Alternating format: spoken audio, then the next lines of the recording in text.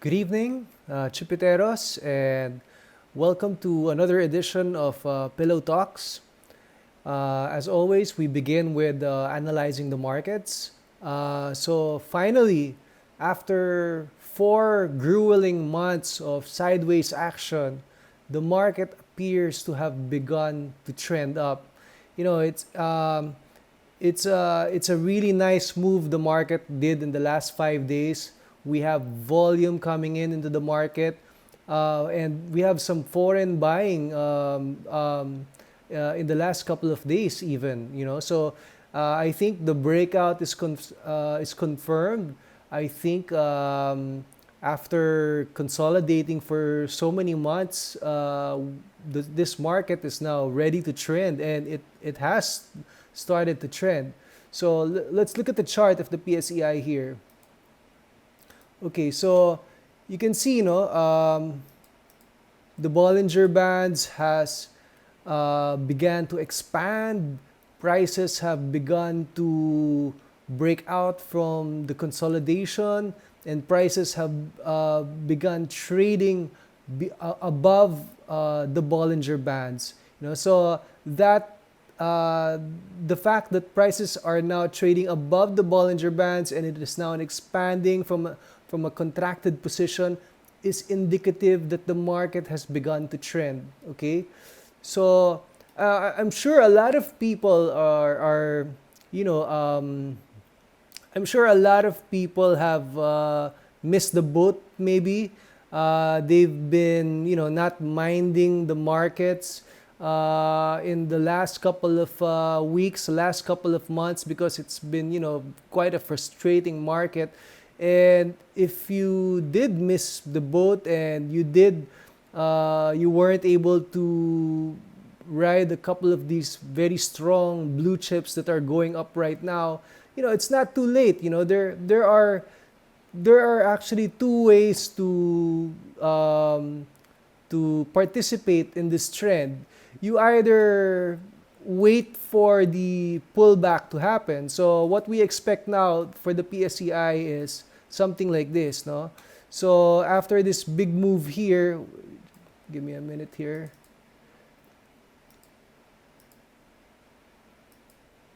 Okay, after this big move here, we expect maybe something like a pullback here, and then before the trend continues doing this way. Okay, so if you missed this rally here, you can probably wait for the pullback in the next couple of days or in the next couple of weeks and enter on the pullback before the trend resumes. I'm hoping that by the end of this uptrend that we're seeing right now, we'll see the market trade near the 7,000 level. Okay, so that's one way of participating in this uptrend or in this bull market that we're having right now. Is to wait for those pullbacks in the big caps or in the blue chips, and then enter those blue chips on the pullback. Another way to participate in this market is to, of course, buy into those that haven't broken out or those that haven't trended yet and are still in a consolidation phase. With the market beginning to trend up, I suppose that most of these stocks, second liners and third liners that are in consolidation modes right now will eventually begin to trend as well, no? But let's look at the index first. Let me show you this PowerPoint presentation that I did. Okay. I noted here index issues that hasn't really followed the index, no?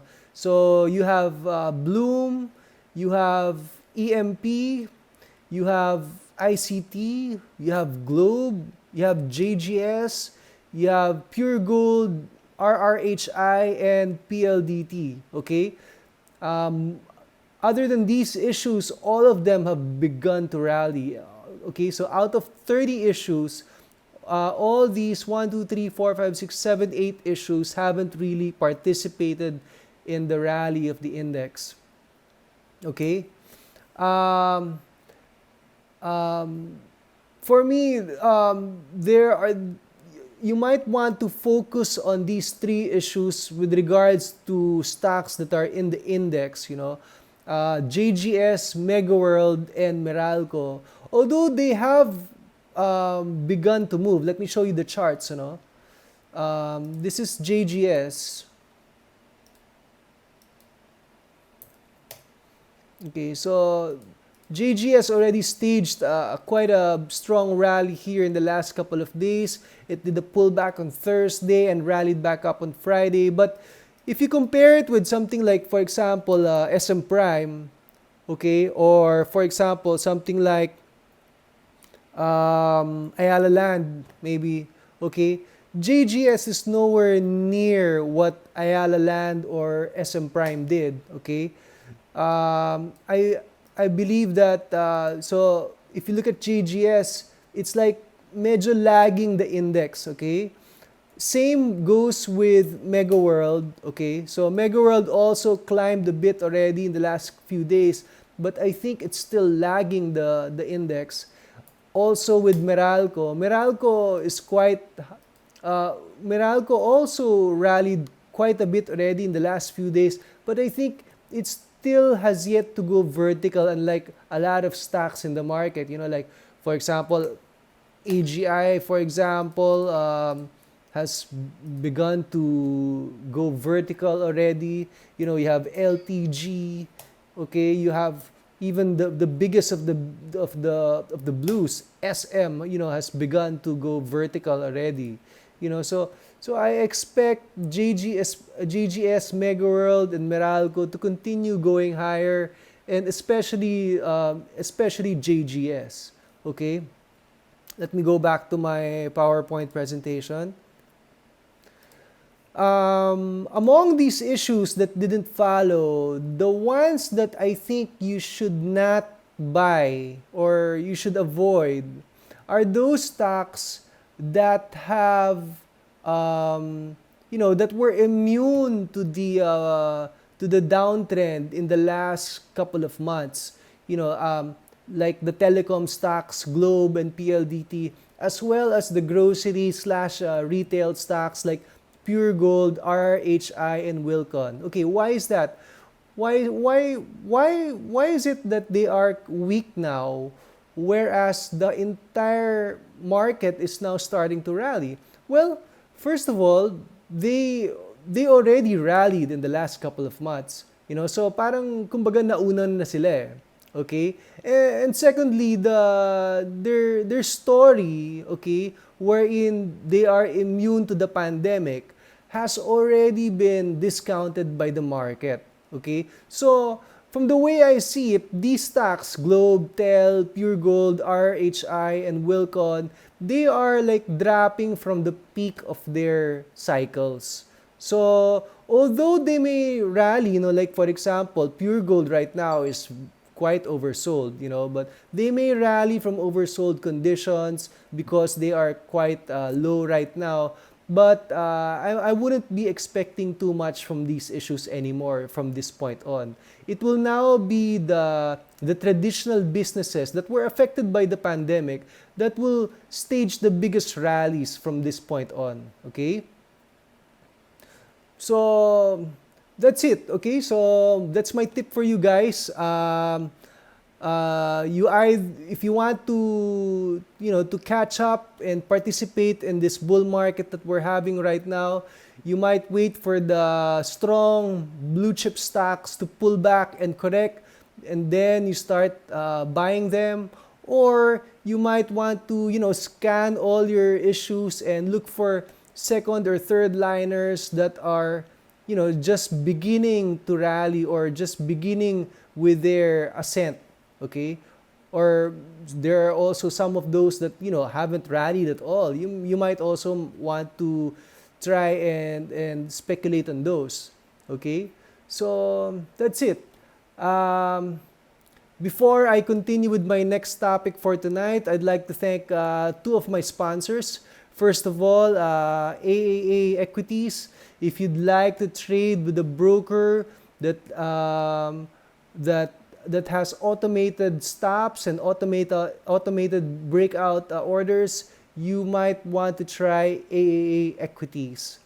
And I'd like to thank also my second sponsor, APS Online. If you'd like to trade with a broker which has excellent research, do trade with APS Online. Okay, so for my next topic for tonight, I'd like to talk about this company which is currently doing an FOO right now, okay? And it is PH Resorts Group or PHR, okay? So PHR is currently listed and it's currently trading already in the market, but it is offering additional shares to fund its ongoing project, which is the Emerald Bay Casino and Resorts. Okay, so let's look at PHR first here. It is the holding company for the gaming and hospitality business of the Udena Group of Companies. Okay, its wholly owned subsidiary Lapu-Lapu Leisure is the developer and owner of the Emerald Bay, which is a casino, hotel, beach resort in the Mactan Island. Okay, so they're currently developing that. They're currently constructing it at the moment. Okay, another wholly owned subsidiary of the company is Donatella Hotel Panglao Corporation, which owns a boutique style upscale hotel in Panglao Island in Bohol. Okay, the current market cap of the stock is 15.67 billion. It currently has 4.8 outstanding shares, but take note, out of the 4.8 billion outstanding shares, only 243 million shares are listed at the moment. Okay, so a lot of the shares are not yet listed. Okay, so they cannot trade those shares even if they wanted to. In terms of its financials, assuming that after the offer it will have a book value of 1 peso per share, then at its offer price of 168, it would be trading at 1.68 times its book value. Okay, the company hasn't really earned yet. It lost 224 million in 2018. It lost 570 million in 2019, and for the first half of this year, it lost 138 million. Okay. So let's talk about Emerald Bay, which is the main project that it is working on right now. Okay. It will have two phases. Okay. The first phase will have a construction cost of 12.4 billion. Okay, and once it is completed, it will have 4,514 square meters of gaming floor area. Okay, and this is scheduled to be completed in the second quarter of 2022. Okay, and then on the second phase, they would be needing 24 billion for construction, and once this is completed, they will now have more than 12,000 square meters of gaming floor area. This is scheduled to be completed by 2026, all in all. Okay. So this is Emerald Bay today. Okay. This is the picture of the Emerald Bay. You can see that the structures are there already, and the construction is currently ongoing, and they envision the project to be something like this. once it is done and completed already. Okay, so let me now discuss the terms and conditions of the offering. Okay, so they will be offering a total of 300 million primary shares. Okay, and if there's a lot of demand, then they can offer an additional 150 million. So that's a total of 450 million shares at an offer price of 168 per share. So if they are able to sell all the 450 million primary shares, they will be able to have proceeds of 756 million pesos. Okay? The allocation per broker is just a mere 468,000 shares or 786,000 pesos per broker. After the offering, the public float will just be under 16%. And the lead underwriters are Unicap and Abacus Capital. And the listing date will be on November 5. Okay. So, what is the bad in this issue? Okay, let's discuss that one first. Well, the bad in this issue is that they're actually raising money for just 750 million pesos. However, as you can see here, they need what? More than 36 billion just to complete the project. So the money that they're actually getting from this offering is just a very, very, very small amount compared to the requirements of the project. Okay, so I'm not quite sure why they did that. Okay, because they could have or should have offered a lot more, and they should have raised a lot more capital than just 750 million. Okay, and the problem with this is that you're not quite sure what's gonna happen. You're not quite sure how they are going to finance the project moving forward. Are they going to incur more debt? Are they going to issue more debt? Or are they going to issue more shares and offer additional shares to the public or to private individuals? If they do that, of course, there will be dilution and prices can go lower. So it's a concern, diba?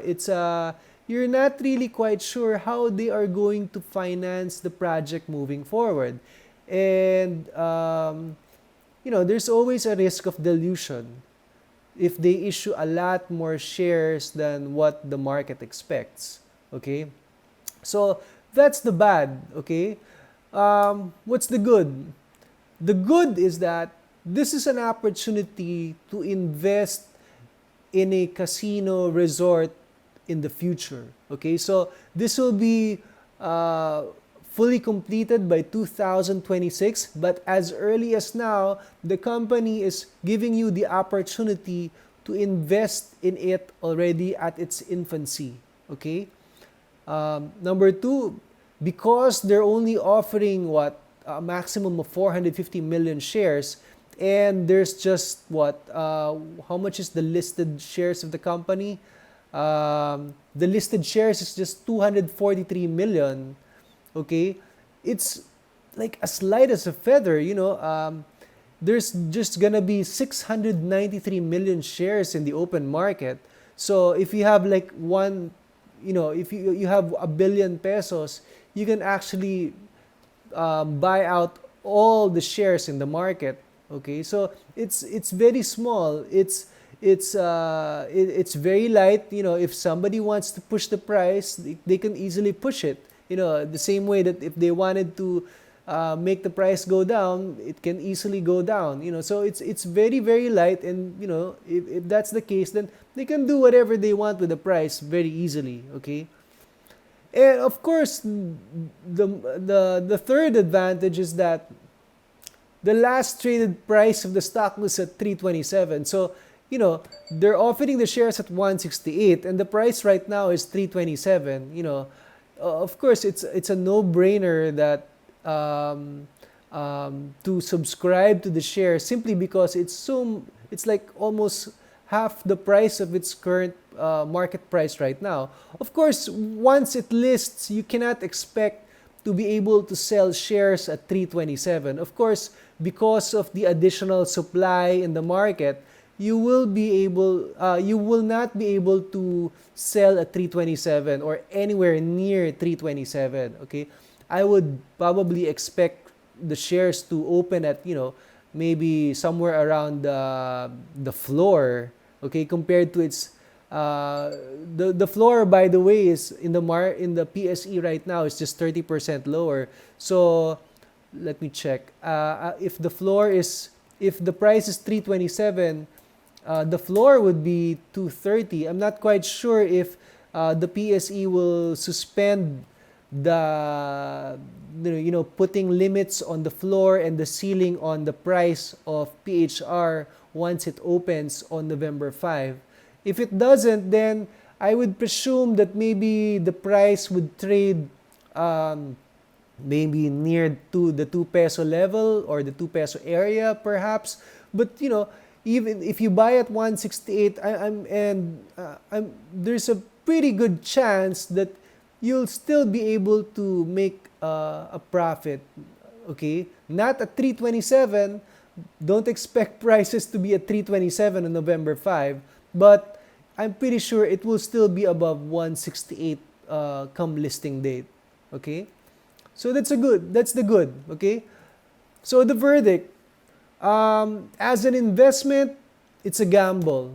Okay, there's a lot of things that can work or could work for or against you in this stock, simply because of the financing that the company has yet to entail or have yet to detail on how they are going to finance that 36 billion construction costs. That's the problem with this investment right now. It's a bit speculative, and you're not even, there are execution risks. What if they won't be able to raise the money? What if they don't finish the project? There's a pandemic right now, and a lot of companies and a lot of projects have execution risks at the moment. Okay, so that's another problem right now. But if you are just for a quick buck and for a short-term trade, I'll be damned if you won't be able to sell at least 171. Okay, so that's your break. If you buy at 168, 171 would be your break even. 170.5 would be your break even. So at 171, you would already make a very, very small profit, but at least you don't lose money. So I would be very, very surprised if you bought the shares at 168 and you are not able to sell it at a profit if you're just in it for, just a quick short-term trade. Okay, so that's it.